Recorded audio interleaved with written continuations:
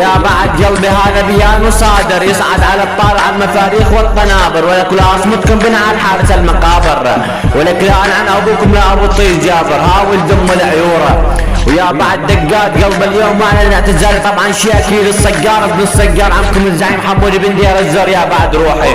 وابويا تم الاعتزال لانصار مجال كله جهال، تلميذك يجيك يقول لك تعال انزل الكروب له اتصال له، ولك انتم هذا تبقون صغار واطفال وانا ابقى البطل وانتم الجهال له ها ولد بالوت العاره.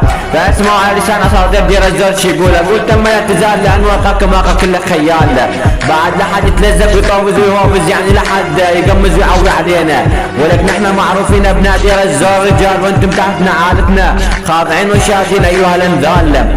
يلا ابويا ونقول سير تشاو يا حدث يا عطفي عمكم الزعيم حمودي بن دير الزر تم اعتزاله، وبعد لا حد يقمز عليا، ولك عمكم معروف استاذ بالسرسريه واجب عليكم تقديم التحيه يا بعد روحي.